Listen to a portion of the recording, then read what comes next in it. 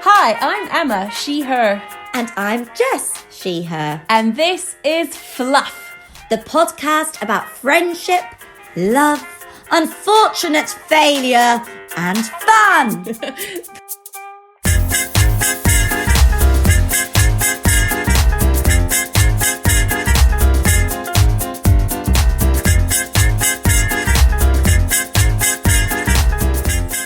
Buongiorno. Buongiorno. Oh, buonasera.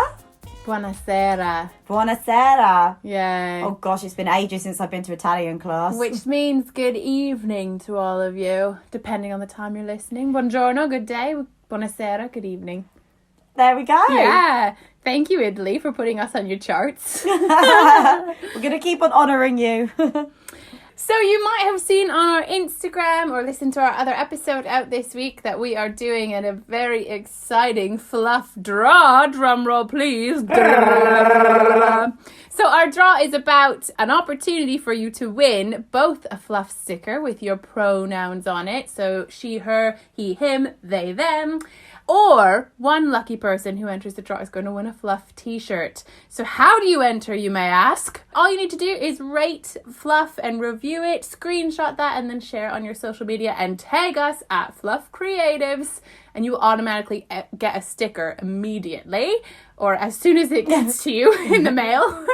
Time will tell. Yeah. And then you will be automatically entered into a draw to win the t-shirt. So please do get sharing. Today's episode, lovely Fluff listeners, actually comes from a question from a Fluff listener who named themselves Bristol, which I absolutely love because that is an homage to an earlier episode, the Poop-isode, you might recall. Oh, how much fun that was. I know. Feels like years ago, that episode. It's when we were free. It's when we were free. We were a bit lighter.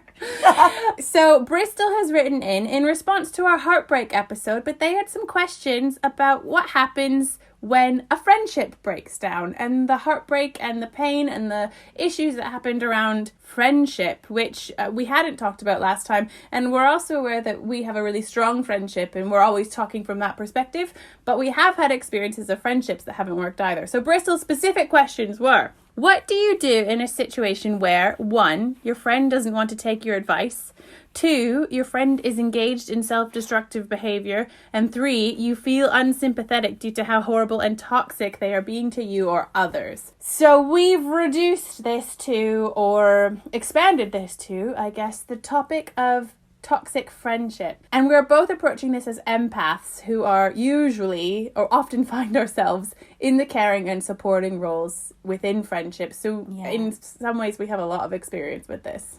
Yes, and what does it mean to be an empath? My sister actually gave me a book about being an empath at Christmas because she could see how much it was also affecting me about when you are an empath, an empathetic person. It means that you can really feel energies of people, but also things very deep within yourselves. There are different types of empaths, but particularly you might be an energy empath where immediately if you're standing or sitting next to somebody, whether you know them or not, you can take on that energy and feel that energy. And that means that Emma and I are empaths and can often maybe feel the energy of our friends or maybe sense it, but it also means that other people can sense that you are an empath.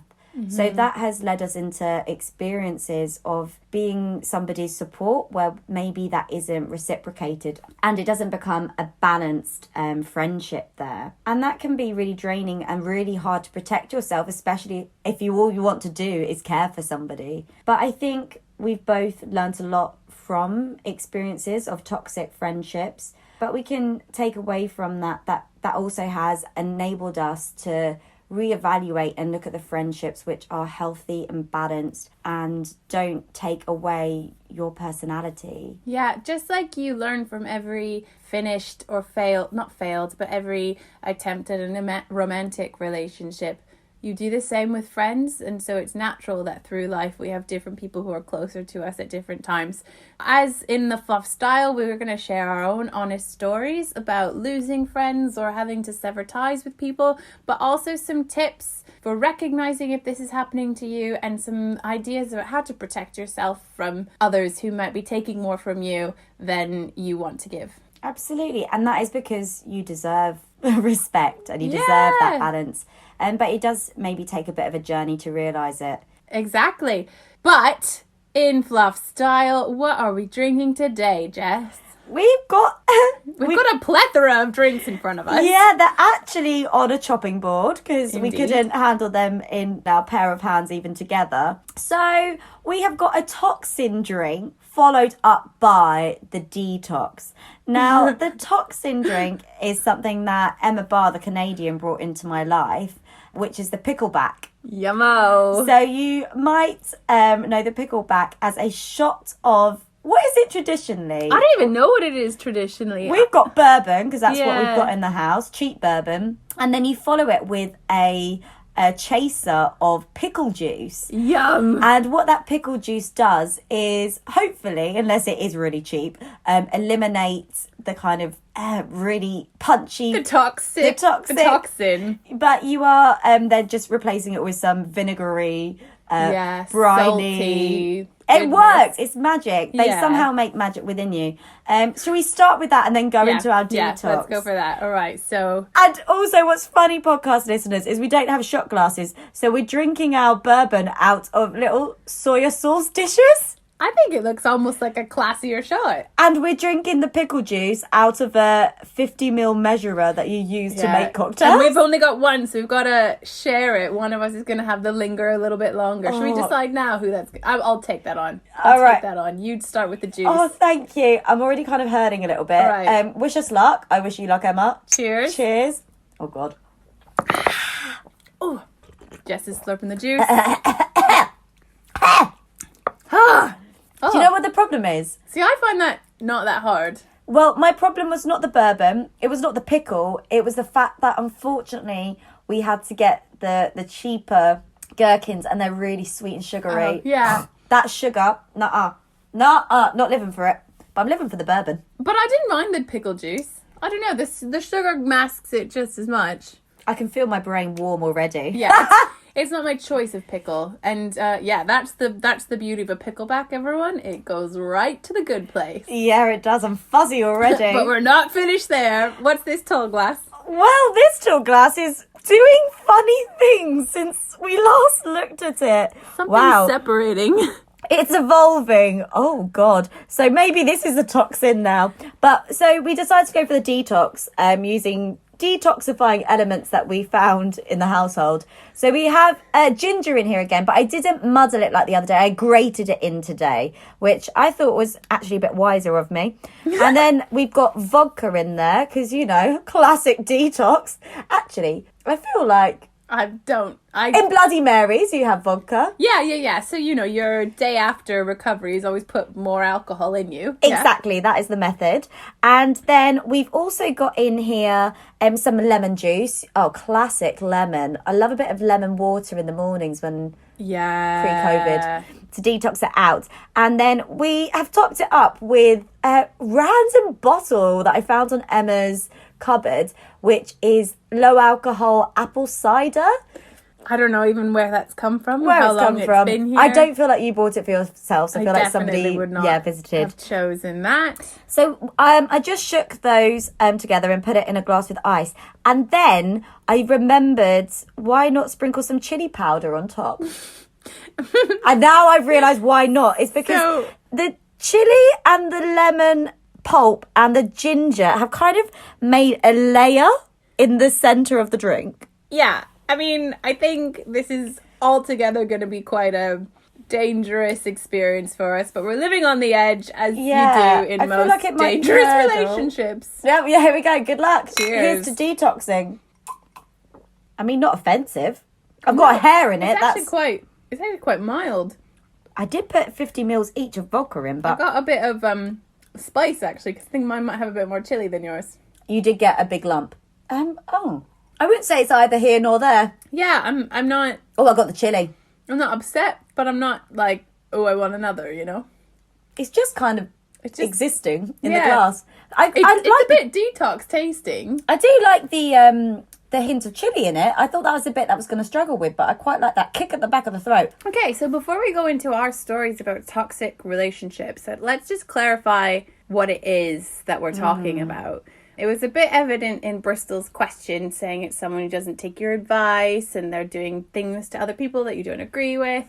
But I actually have a list here of the signs of a toxic relationship, or things that might occur if you're in a friendship where you're not getting the same value or respect out of it. It's quite a long list, but different parts of it ring true to different parts of my experience. So I think I'll read the whole thing. You give more than you get. You don't trust them.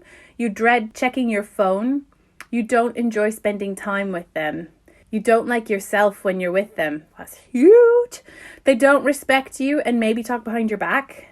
The relationship is competitive. You question if they have good intentions. You can't depend on their advice. You're embarrassed of their behavior around others. You make excuses for them. You feel used. You don't remember why you are friends with them. So I don't know if that applies to you, Bristol, but these are all things that have come up in different narratives in my life, and it sounds like that's what you're experiencing with your friend at the moment. Yeah. I think when we first started talking about this, I had that moment again where I thought, oh, have I had toxic friendships? And I have had a lot, but I think I blocked many of those experiences out because toxic friendships can have such a dramatic impact on you. And I think my toxic friendships have been when I've become even more introverted, and the kind of language that I'm using a lot about myself today and in quarantine is what we're kind of unpicking. Yeah, it's like the hangover from bad relationships. Yeah, and I have this narrative or perspective of myself where I either say I'm too much or I'm not enough. And I do think a lot of that has come from experiences from toxic friendships where I've just taken judgment and people putting me down, not because I needed it, but for their own gain. I think with friendships, one of the hardest parts about it is that we think of it as just a friendship. I put just in quotation marks there, where a friend maybe isn't, you don't expect the same as you do from a family member or a lover or a romantic relationship, so you don't have the ability to call them out maybe in some, and you can't sort of, especially if it's not a friendship you spend all your time with. It might be draining when you're with them, but you don't feel like it merits a breakup because it's not the same sort of dramatic language that we would use in those other relationships. But the thing is, when we were younger, we all had people we would call the bully or they're bullying me, and they would be not your friend but the bully.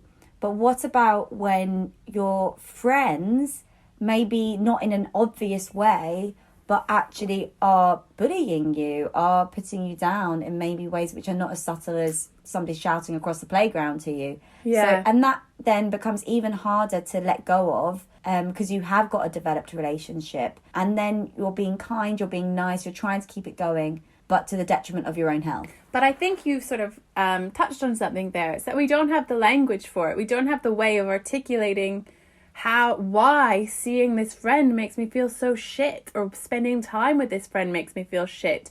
And how does a friend have that much power over me? Yeah. And then what can you say to them when you are constantly seeing them and you're like, I don't want to be seeing you?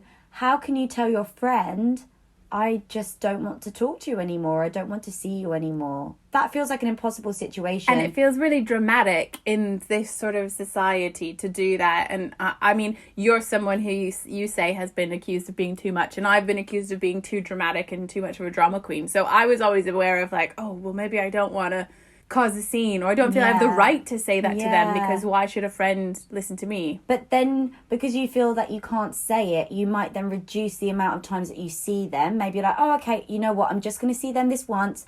My language was always that I'm just going to go and see them for an hour, I'm just going to go and see them for 2 hours. But that 1 hour and that 2 hours of your time, be it very rarely, still can have such an impact on you, and then you are still thinking about it and feeling it for a long time after. Yeah. I think if we kind of go back for when I was younger, so just starting to think about when I was young, I think during my teenage years, I was experiencing friendships or times when I really felt like I was being laughed at my expense. Is that how you say it? Laughed? Yeah. So when, I think particularly during my teenage years, I felt like I was being laughed at by my friends and they were using me in public situations to make jokes about me. But I realised when we were together, just us, those jokes would never happen. I never felt like they were putting me down. Whereas suddenly when we were in a big group of friends, those friends were making jokes about me then.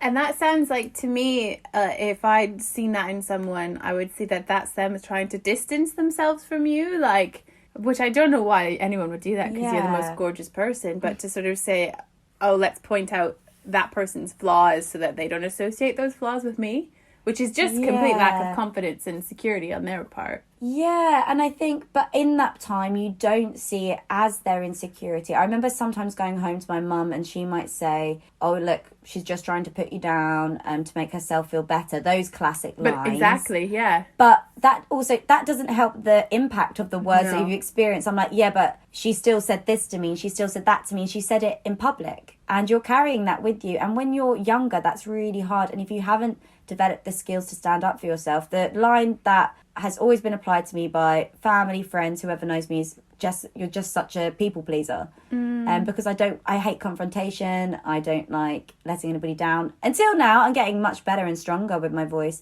But I think that was my experience of being put down. And I shared in the last episode about my mental health during my teenage years. I really struggled with my mental health from age 14 to 21 was when I had severe conditions. And I think that maybe accelerated how much people could prey upon my vulnerability. My mental health impacted me in ways where I was very quiet, I was very introverted and very sad. And I just felt like I didn't have... vulnerable. You're very... And that's what it is, Emma. It's that vulnerability which then people take advantage of. But what I would say is that from that time, the friends who I did feel that support from, my wonderful friend Lara, I'm going to give her a shout out, is a very key person in my life to this day. And it's because she sees me for who I am and she doesn't look at me today, and I don't feel like she's looking at me as that vulnerable person who was picked on. She sees me as my personality that I became. Yeah. And was always there. I just hadn't found it yet. Yeah. Well, I think our teenage friendships and teenage years sort of shape how we live in the world. I mean, it's no coincidence that most mental health issues present themselves in your teens when you're figuring out your identity. I too had my first diagnosis of mental health issues in my teens, anxiety, and it was related or triggered initially by friendships. And it was very difficult for me in the world to explain that to people, where it wasn't that I'd been through a particular personal trauma in a conventional way, but I had some difficult relationships, but friendships that had triggered this side of me that I didn't know about myself. And I think I've always been someone who has really full-on all-consuming friendships, or I had been up until this point where I was really unwell. And I don't know why that is, but I was always looking to have like that person, that best friend. And it meant that I had some difficult times where friends would move away from me, or they would have other friends and I would be jealous, I'd be uncomfortable. And so I had a lot of codependent relationships. But there's this one particular relationship that happened that person I met when I was 17 and was the most important person in my life until I was 21. And that was the definition of a toxic relationship. We did absolutely everything together, but my entire identity depended on this other person. They were struggling with their own quite severe, very severe mental health issues, which meant that I was in role as the carer, the protector, and that gave me a lot as a person at the time, or I felt I needed that. So I have a complicated relationship of having the need to be needed, and this was filling that kind of caring role. But as time went on, this relationship became very manipulative. I was very controlled. It was very unhealthy. Very much like the list I said before, I dreaded answering the phone to them because they needed me to come right then and there, and I didn't want to go anymore. the early stages of that relationship were outrageous, so much fun. I don't think I've ever laughed as hard as I ever did with this friend. And sorry, Emma, I was just going to say, I've heard about this relationship and you've always said that, which is interesting. Because that says to me, the fact that I've heard you say that line so many times, that when we first met, it was amazing. But this is where it's like toxic. It was like a drug. Yeah. It was like, at the beginning, the drug was amazing and we had so much fun and we did so many stupid things together. My parents thought that they were a really bad influence on me, but, you know, we did really crazy stuff and I kind of finally felt seen by them. But then I realized in later years that was because I was controlled by them. Yeah. And so it was a relationship where I had to decisively step away from, and haven't spoken to that person now in 8 years. Are you comfortable, Emma, to discuss how you were able to step away from that?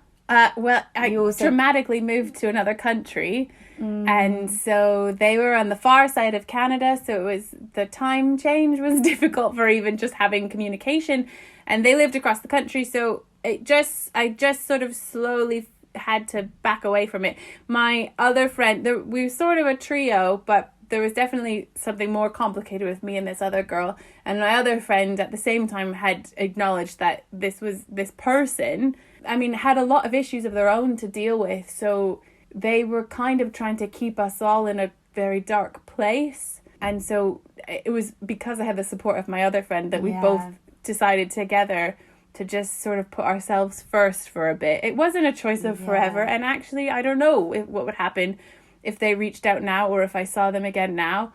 But at that point, it was really impacting me. And Emma, I'm really sorry that you did go through that. I know it's part of your life tapestry, but I know that this is an experience which has had such a huge impact on your well-being. Yeah, but likewise you. I think these early relationship experiences have so much more of a defining impact than we give them credit for. Yeah, because I think once moving on from teenage years, and then once I was starting to come through my mental health at 21, that's when, I was starting to get out into society. And I mean that because I was detached from society, and I got my first job in a bar. So I'd always been working from the age of 16, but I went into a nightclub, and this was a very different situation. And suddenly I was around alcohol, I was around sex, I was around things that I had not been exposed to. And I started to create these really instant, huge friendships. Because when you're working in a bar till the early hours, it's like pow, and you only have each other. Service industry jobs, I feel like, really bind you in the time that you're doing that job. Exactly, but I hadn't been a part of that world, and I had some really lovely people, but it became it was a really horrible way to learn that actually, again, I was being kind of laughed at, and I didn't realise it, but I was seen as the virgin, I was seen as the kind one, like the sweet one. And it all came out that some of my friends, I was actually just a bit of a joke to them. And I think that's still things that I need to maybe explore today. But what then started to happen is I wasn't out yet as being a lesbian. And when I started to realise who I was, and that happened when I moved to London. Yeah. Thank you, London. Same. Right? Thank you, London. Thank you, London. And when I moved to London, I started to meet other people who were similar to me. I finally met other gay people. I started to learn about gender and sexual orientation in ways that was suddenly so freeing. And I started to come into my true self. But then what happened with that is that everybody I knew before London, I felt strange. I felt unaccepted. I felt like nobody liked the new me. But the problem is, well, not the problem. The truth is that was the true me. I was finally, in my early 20s, I'd finally found myself. Yeah. And I felt so judged from a previous life. Maybe that's my own criticisms upon myself or self-doubt. But this is why I love London. I'm myself in London. I'm my true self. Yeah, I do think there's that sense of reconciliation, which is quite difficult. I was quite fortunate to have good friends from my schooling years that I'm still close with now.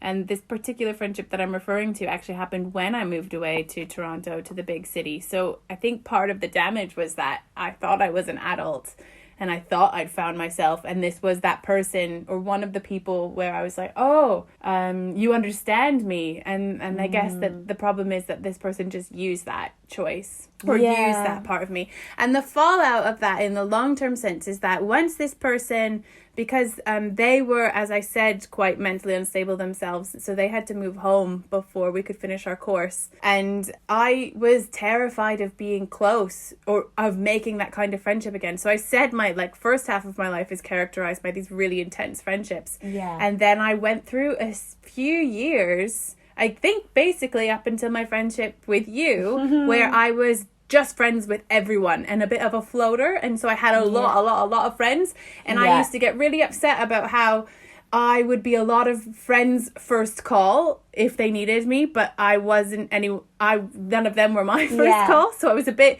very, very social but very, very lonely. Yeah, this is exactly how I felt. I felt like I could, and I used to say, you know what, I'm able to easily fly around so many social groups and everyone would be like, oh, hey, Jess, amazing to see you. But with that, all those lovely people, but we'll come on to that about then finding Emma for me was just finding, I don't know, just that healthy balance. Yeah. And I was like, oh my God, here's somebody who sees me as me. Oh, I'm getting a bit teary. But I suppose I just want to draw upon, whilst mental health can impact on a relationship, and I'm moving now into my adult years. Yeah. So I've moved to London. I'm starting to fit into communities where I finally feel visible and myself. And then I started to have some friendships which were, as you say, that amazing adrenaline. But then I realised if both parties are in a particular place of mental health at that moment, I had one amazing friend and I feel like we went on a wild ride together. And I've had friends where suddenly we party all the time, we're drinking all the time, we're not sleeping, and you're doing all of this crazy stuff, feel like you are living your best lives, and you're just like, we just have so much fun. But actually what you are is just codependent and bringing out the bad habits in each other, which is not helping. But I would just like to say that I'm very grateful that a couple of those relationships where we did have to detach because we realised that it was codependent in negative ways. So I'm taking this as well. I was equally as encouraging as let's go out, let's get smashed. That once we took some time apart, we'd both gone on our own, strengthening our own selves, journeys, and they're my friends again. Yeah, I think there's so much to be said for growing and the time you're in and the space you're in and what you can manage in a given moment. I think coming back to Bristol's questions as well, something that I've learned from my experience, and actually I'm still learning, it's a road of learning, is that you can't be responsible for someone's actions or choices. You can only be responsible for your own. And so this has come true in, as I said, as we mentioned, we're both empathetic people, and we both end up in situations where we are the support in the relationship. Yeah. And I do have really strong friendships now where still I have to be careful. I have to remind myself that just because I've given advice doesn't mean they're going to take it, and it's not, your value isn't dependent on that. And maybe sometimes I don't need to give advice because they're their own adult who's going to make their own mistakes and their own choices. So that's a choice of me, whether I want to be involved in that part of their life or not. And sometimes that's very hard for me to do, especially because I'm a Sagittarius and I always think I know what someone else should do. But she's found a best friend who agrees that she knows. Jess is very good at listening to my opinion, but I do have friends where I think, actually, I think I know what they should do here, but do they need to hear that from me? Are they going to listen? And probably not, because they're adults and they can do their own thing. Yeah. And I think sometimes I want to just keep my friendship as friendship and not talk about the things around their life. And that's a choice. You have to be protecting yourself, I think, in friendships. An example of this is a friend of mine was dating someone for a few years that a lot of people didn't like, and I also really didn't like. But I made the choice that I was never going to say that to them, because they were always saying to me, oh, everyone doesn't like them. And obviously that was for a reason. But I wanted to be there as their support instead of the other person judging them. And I knew that if I told them, oh, your partner's a dick, they weren't going to come to me or speak to me when they actually needed to talk. They weren't going to be honest with me anymore. And I think honesty was so important that I decided that was a time to hold my opinion back and to let them make their own mistakes and their own choices.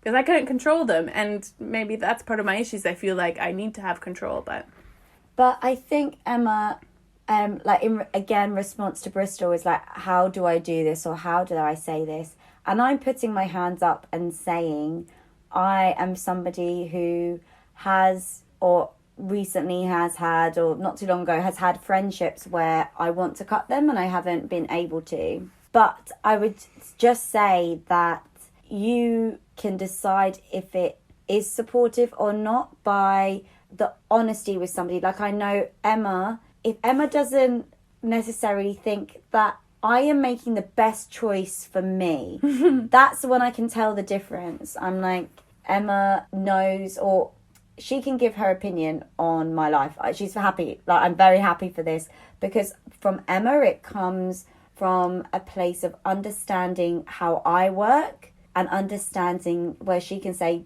Jess, this is more about you wanting to give your all to this person, and I can see that that person is not giving your all back, maybe. I suppose it's out of a place of care and protection. Yeah. But it's not about me, it's about you. Yes.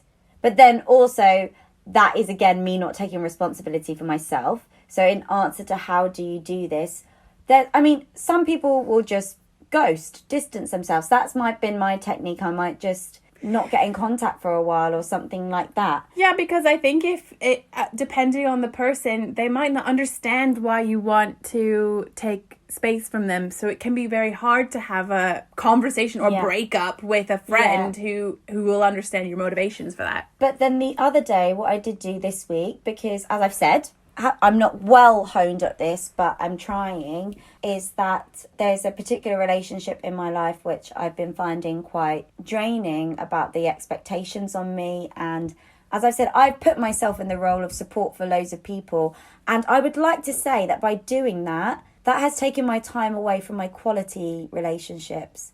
Because I seem to absorb, and because I put myself out to absorb people who need my support. And that is because that is what I do, and I have always done, and people have always come to me for support. And now I only know myself as the person who supports, I feel. And don't get me wrong, my beautiful friendships, my healthy relationships, they support me endlessly, and I love you all. But for those people, I feel I'm giving so much that I then can't give my time to my amazing friendships. Yeah. But I did say to somebody the other day, and I used via text. So if saying it to somebody is a bit difficult, or saying it on the phone, saying it in person, I messaged them and I said, this is how I'm able to communicate with you going forward. Would you be interested in? And I did use the check-in method. Yeah. So I just said, there's a lot of topics that I'm finding just a bit difficult to discuss right now. But a way that we can just talk with each other is the check-in. We've spoken about this before, particularly because everyone's in lockdown right now, so slightly different context. But I just said we can just message each other and say, what colour do you feel like today? What movie do you feel like today? I don't know, do I feel like a comedy? Am I feeling a little bit like a thriller? I don't know. Yeah. But that is a communication, because it lightens it a little bit whilst you're still able to communicate through words, and also you're still maybe giving that contact. And that is because that is somebody who I am invested in. Sure. But they do drain me. Yeah. So you have to protect yourself. I think, again, just going back to Bristol's question, I also wrote on our template here, is it them or is it you?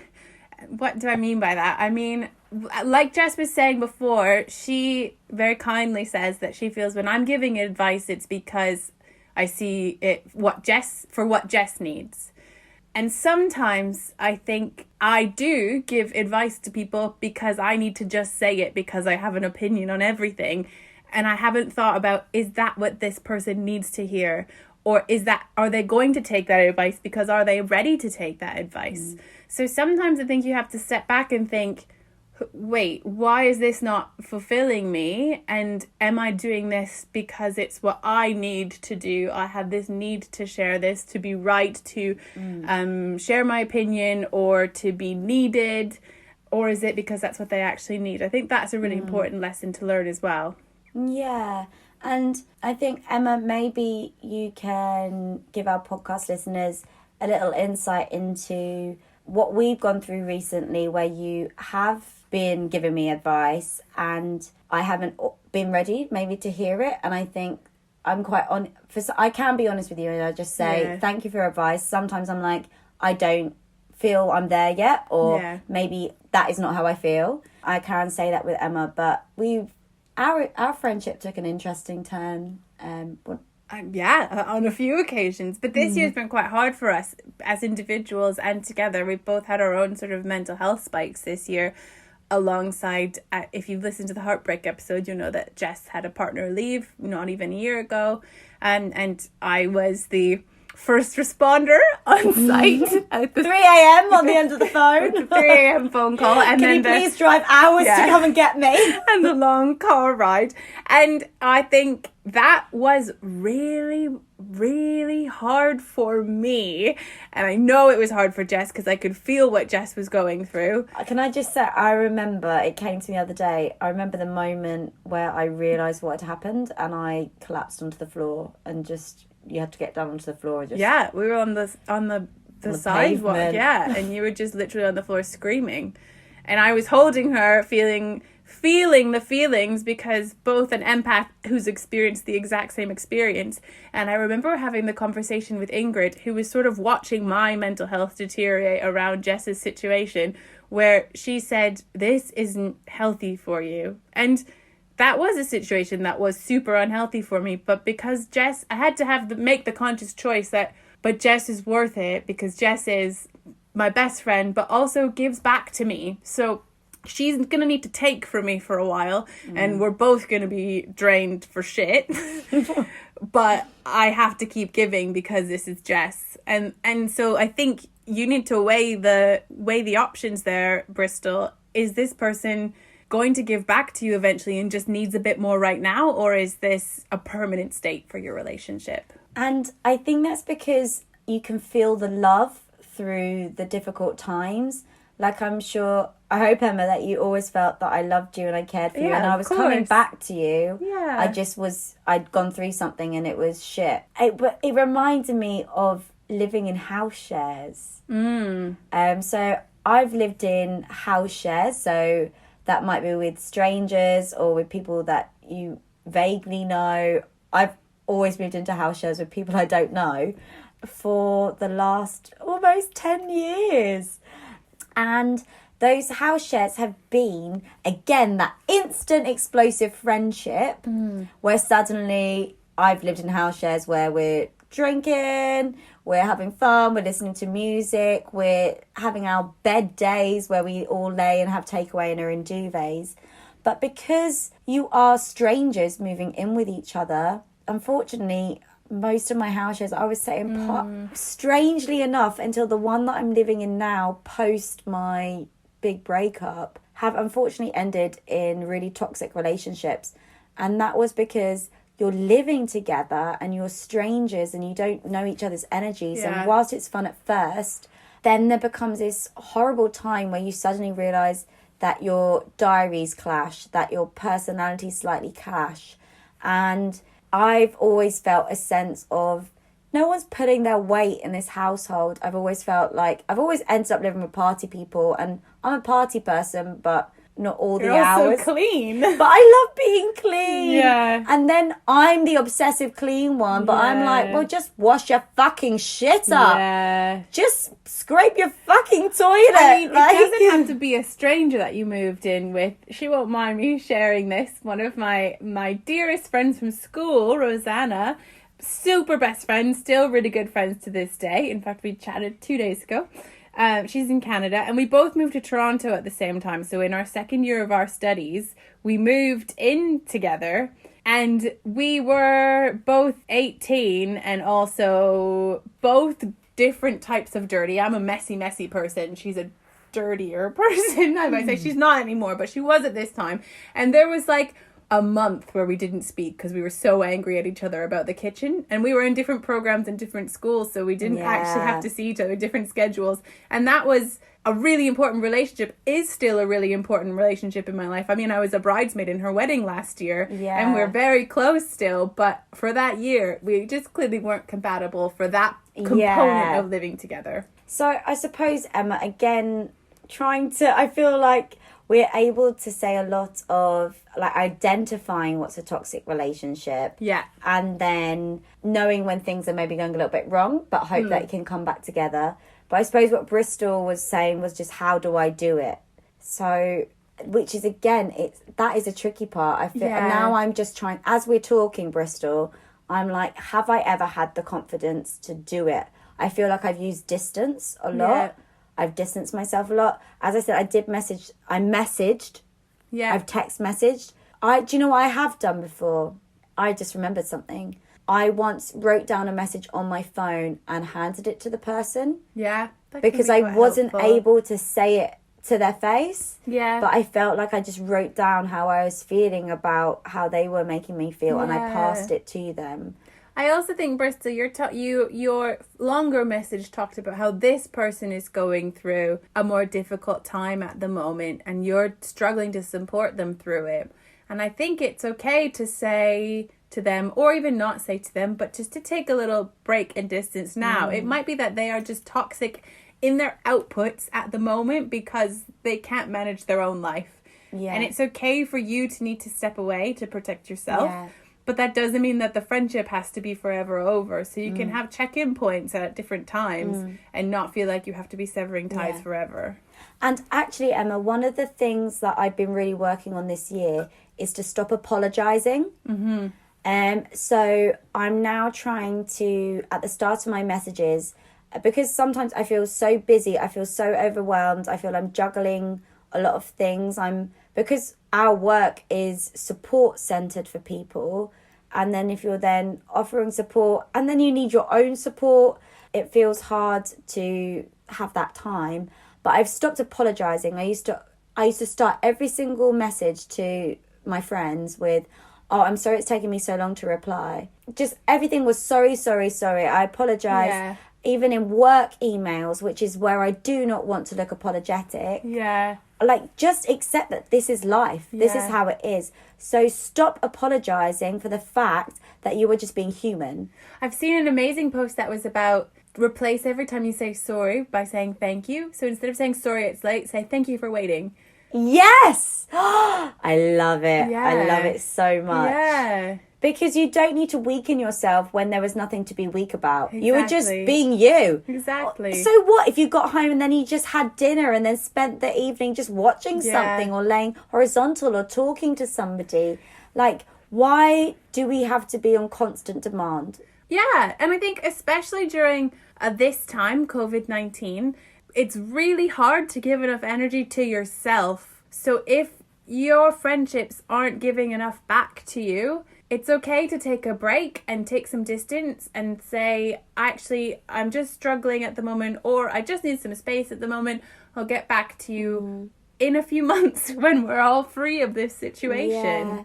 And I feel like I might contact some of my friends and just say, maybe, like, the thing is my quality friendships, because I know they're there, I've spent maybe more investment on clients, participants, people who I think might want some energy, rather than giving that to my dear friends. Yeah, exactly. So, Emma, I suppose the story of our episode so far, Emma kindly gave us do you know what? Kindly gave. This is another thing. Everything I say is always kindly this or kindly that. I mean, I just did it. It wasn't for you, Jess. You don't have to thank me. You don't have to say sorry. I just gave you a list good of Lord. the signs of a toxic relationship. Can I just, actually, it might be nice if we just remind people of what they were, and then you can respond to them. Do. So our signs were: you give more than you get, you don't trust them, you dread checking your phone, you don't enjoy spending time with them, you don't like yourself when you're with them, they don't respect you, the relationship is competitive, you can't depend on their advice, you're embarrassed of their behavior, you make excuses for them, you feel used. Okay, so off of that podcast, listeners, I would just like to say, so let's now think about the people in your life who make you feel these ways. What does a positive friendship feel like? I think you feel accepted just for being you, just for being who you are. You feel listened to and you're able to listen to them. Your friends are honest with you. That honesty is so important. I've never known honesty like Emma giving me honesty. I'm a bit brutal though, and sometimes I have to say, sometimes I do have to remind myself, Emma, if you'd heard that, would you react positively? But I feel like it's for the first time Emma's not judging me, or somebody's not honest at all. But not judging. Whereas I feel like my mum was always like, you're a people pleaser, whereas Emma is like, Jess is a people pleaser, or you're trying to people please now, this is you people pleasing, and she can see, I can understand why you're a people pleaser from your life history. Yeah, of course. So I feel seen. Okay. And I feel safe. And my other thing is quality, not quantity. As I said, we all have those friendships where we don't talk to them much. Nothing's happening to those friendships. They're staying as strong and as lovely as they are. Whereas we might end up suddenly spending a lot of time with somebody. Maybe, do you know what's just come to me as well? We're going into relationships here, but also like dating apps, that kind of thing where you throw yourself into something and you see someone for ages. We do. Have been known to. Have had a series of girlfriends off of the old Tinder. I mean, it's the lesbian way, isn't it? Quick and intense. And then you're living with them. Ha! I love this about a positive friendship. Positive growth.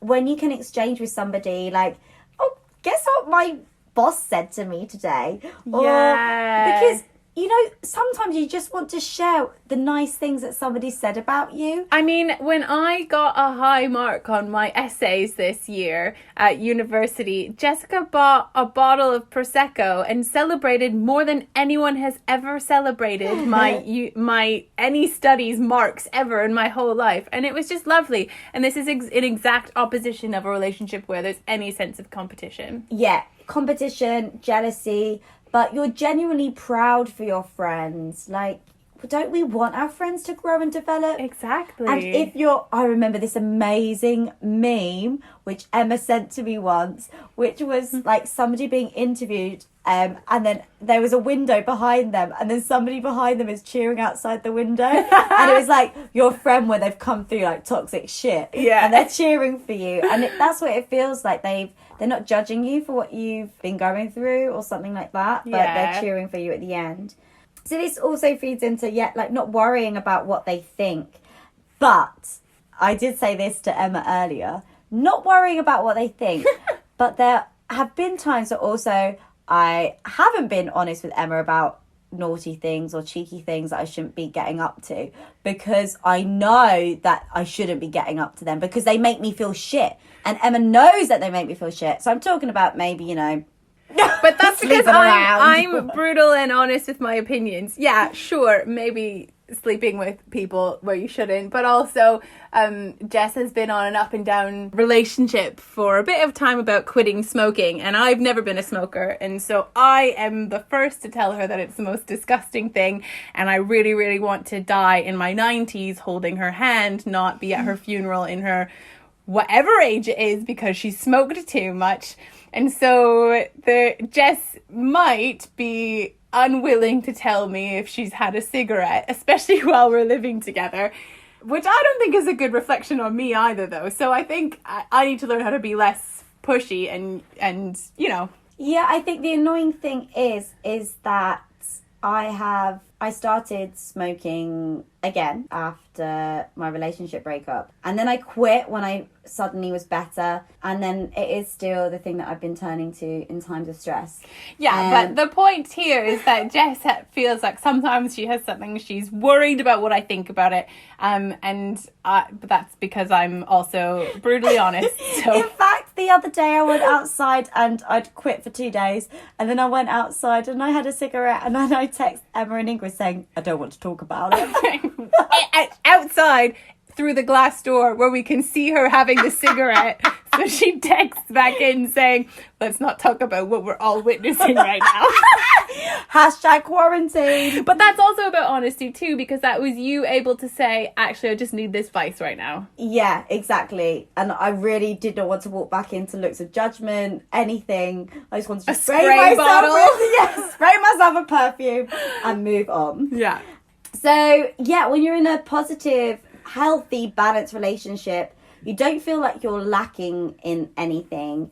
You feel full after seeing that person, not empty, right? Yeah. Like, you should walk away from seeing somebody, skipping back home, like smiling as you go to bed, just being like, that was so lovely. I love and then sometimes you're texting each other being like, love seeing you this evening. Yeah, or text each other the highlights. Exactly. And also, if you're not a texter, then you can just play them in your head. Exactly. But I think the main thing is that you are your individual selves within it and you respect that individuality. As I say, Emma and I accept each other for our whole personalities, what we might call the peaks and the troughs. Yeah. But you're invested in each other. I love that word, investment. Like, I'm invested to see my friends grow, develop. I cannot wait to see how they develop through their 40s, 50s, 60s. I mean, isn't that exciting? That's so cool. My dad has his best friends from school still, which is incredible. They're still his best friends. And in fact, on Friday nights at the moment, they're all Zooming or FaceTiming each other and having quarantinis together. And so it's really fascinating to have that model of, oh, actually you can keep friendships all the way through, but also you don't have to feel bad about losing some as well, because we naturally grow and we naturally change. And just like romantic relationships, our friendships might change as well. Absolutely. And I suppose just taking the toxic thing out is just also about how reaching, supposedly people call them life milestones at different points, might also naturally change your relationship. And also, everybody, let's just say, don't worry about having relationships only within your age bracket. Some of my friends are of different decades. Oh gosh, yeah. Older decades. Yeah. So I'm not saying that I'm hanging out with 10-year-olds, but I'm saying that... But even younger. Well, our participants, our students. Yeah, I love them so much. hanging out with little ones. Exactly.